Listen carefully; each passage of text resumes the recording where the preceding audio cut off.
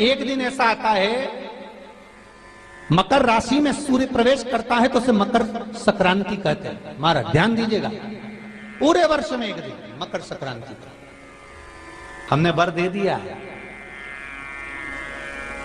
कि लक्ष्मी का एक नाम गुप्त लक्ष्मी रहेगा, ये छुपी रहेगी। और आज मकर संक्रांति के दिन नारायण और शिव का दर्शन इस लक्ष्मी ने करा है। पर जो गुप्त लक्ष्मी का दान दे देगा उसके घर में कभी कोई बड़ी बीमारी प्रवेश नहीं करेगी।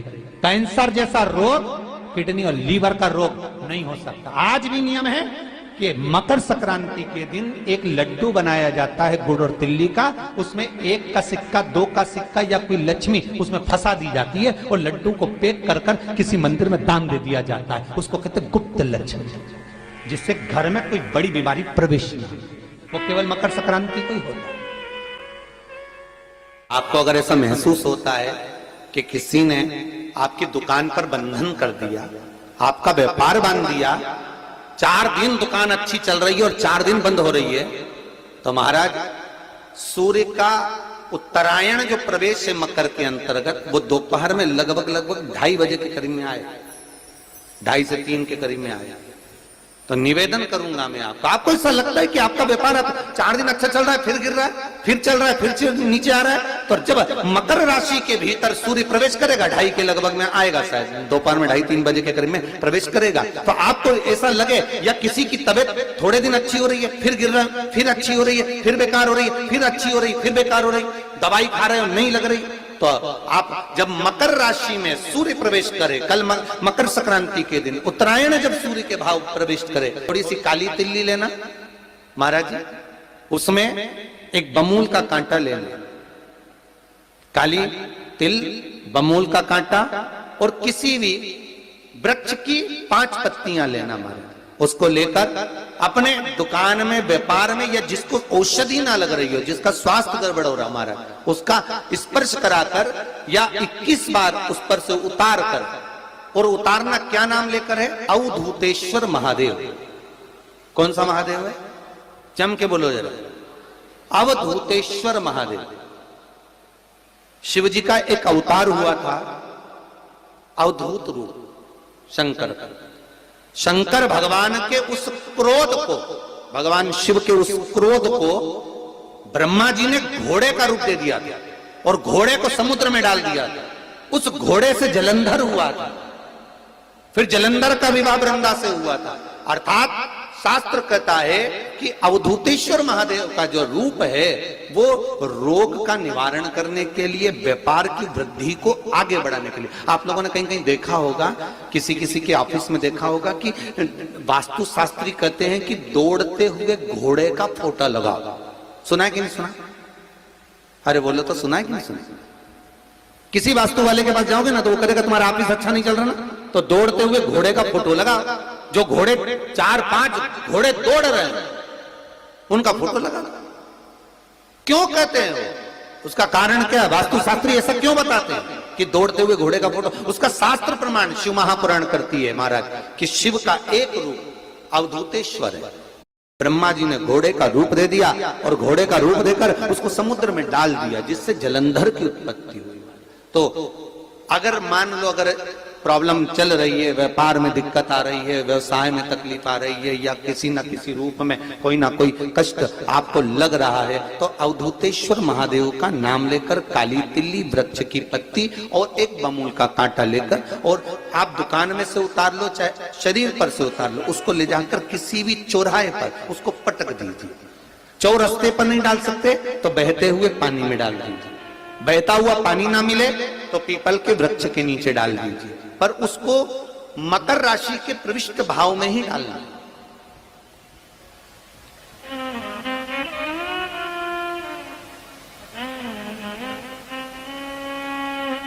प्रविष्ट भाव। हमारे हिंदू धर्म में जितने भी त्योहार आते हैं ना, ये त्योहार कोई साधारण नहीं होते।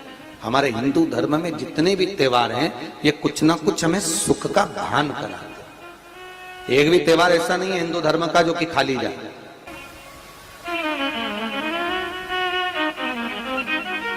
कोई किसी व्यक्ति ने मालूम पड़े कोई भूमि पर कब्जा कर लिया और नहीं छोड़ रहे, तो उसके लिए भी कल का दिन बड़ा महत्वपूर्ण है महाराज।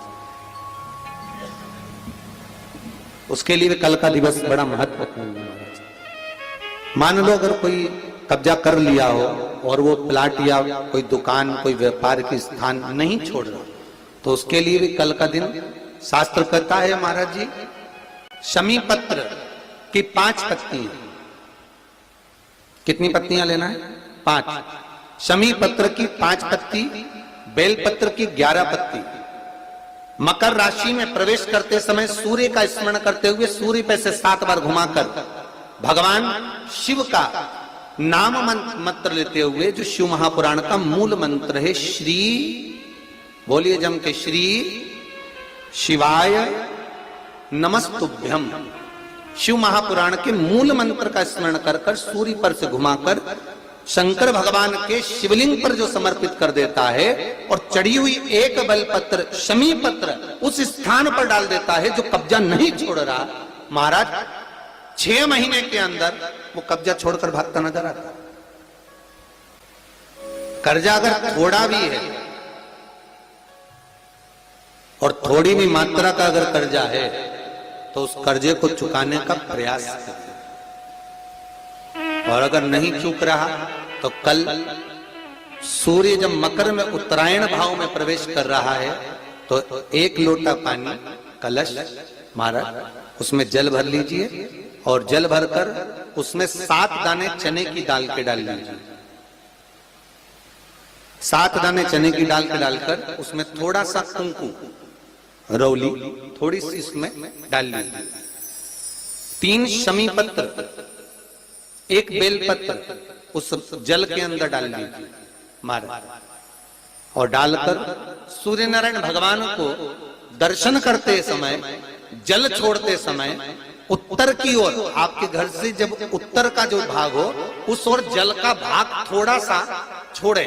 आखिरी का बचा हुआ जो जल और बेलपत्र और शमी पत्र है एक साथ जब पूणे तो जितना अपने मन में भाव हो कि हमारा इतना कर्जा है बाबा वो चूक जाए, या कोई पैसे नहीं दे रहा है उसका भी स्मरण कर सकते हैं कि हमारा इतना रुपया लेना है, और वो जल शमी पत्र बेलपत्र उसी समय पर नीचे डाल देना, उसका छींटा थोड़ा सा अपने ऊपर लेकर प्रवेश कर महाराज।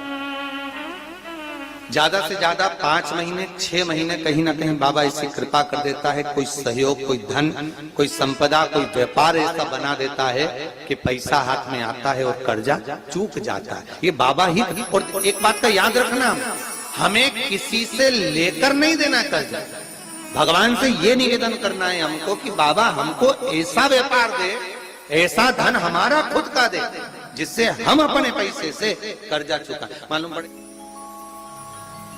कर्ज मुक्ति के लिए कल आप लोग अर्घ अवश्य दें, सूर्य का स्मरण करें, सूर्य देवता का, और अर्घ प्रदान करें। निवेदन एक और है,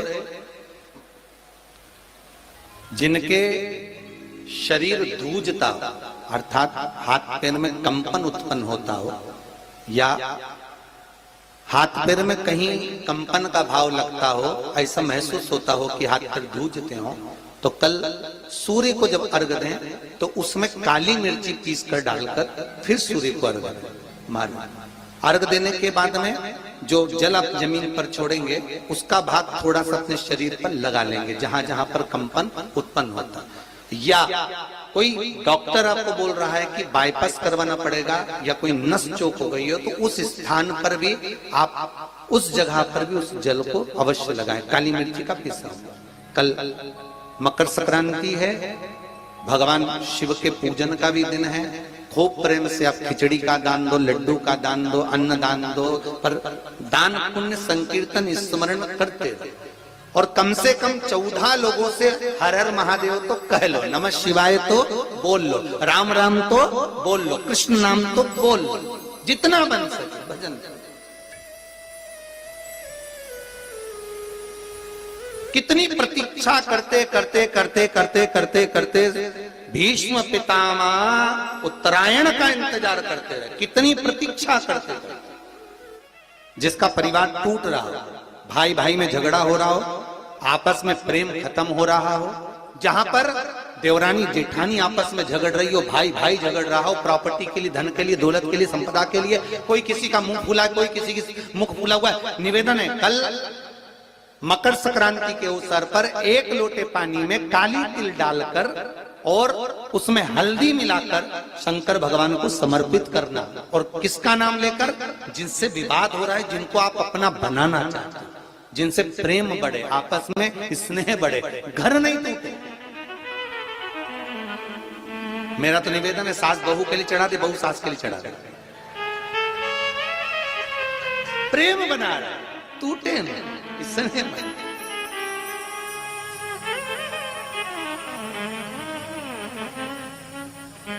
ये आपस का जो प्रेम है ये टूटना नहीं चाहिए। कल मकर संक्रांति के अवसर पर ये करिए। कहते हैं मकर संक्रांति है जिस समय पर कल सूर्य उत्तरायण आ जाए और पहले दिन उत्तरायण के दिन ही जब संध्या का समय होता है, शाम का समय होता है महाराज, संध्या का जो समय होता है शाम का, अगर कोई बच्चा पलंग पर बाथरूम करता हो, गंदगी करता हो, सारी औषधि कर ली, दवाई कर ली, और या बच्चा रात्रि को उठकर चिड़चिड़ करता हो या रोता हो रात भर, महाराज माता के स्तनों में बच्चे को पिलाने के लिए दूध ना आता हो उसके लिए, या बच्चा रुदन करता हो या बच्चा गंदगी करता हो उसके लिए, कल शाम के समय पर प्रथम दिन में जब भगवान उत्तरायण आ रहे हैं मकर राशि के अंतर्गत, तो शाम के समय पर मकर संक्रांति के दिन गुड़ को पानी में मिलाकर शिवजी पर लेपन कर दो, उसी हाथ को बच्चे को मंदिर के बाहर चटा दो महाराज, फिर वो पलंग पर कभी गंदगी नहीं करेगा महाराज। जिस नारी का स्तन में दूध नहीं आता हो बच्चों को पिलाने के लिए, उसको भी अगर चटा दिया जाए तो स्तन में दूध आना प्रारंभ हो जाए महाराज। जो बच्चा रात्रि को रोता हो, जाग जाता हो, उसको भी अगर वो हाथ चटा दिया जाए तो वो काम करता है महाराज। ये कल के दिन करके देखना, बाद में बताना जरूर हो। शुगर वाले जीव जिनकी शुगर ऊंची नीची हो रही हो, ज्यादा शुगर की परेशानी आ रही हो और इंजेक्शन लेना पड़ रहा हो, उनके लिए निवेदन है काली तिल्ली कल के लिए है ये खास तौर से, बाकी के शुगर के लिए तो उपाय और बाद में बता देंगे, पर कल के लिए जो करना चाह रहे हैं जिनकी शुगर लेवल में नहीं आ रही है, काली तिल्ली शंकर भगवान के शिवलिंग पर समर्पित कर दो और उस काली तिल्ली को जब शिव जी पर चढ़ाएं तो महाराज हाटकेश्वर महादेव का नाम लेना है। कौन से महादेव? हाटकेश्वर महादेव का नाम लेना है और शंकर भगवान पर काली तिल्ली चढ़ाते जाना है। उसमें कंकर नहीं हो, सफेद तिल्ली का एक भी दाना नहीं हो, इसका ध्यान रखिएगा। उस काली तिल्ली को चढ़ा दीजिए।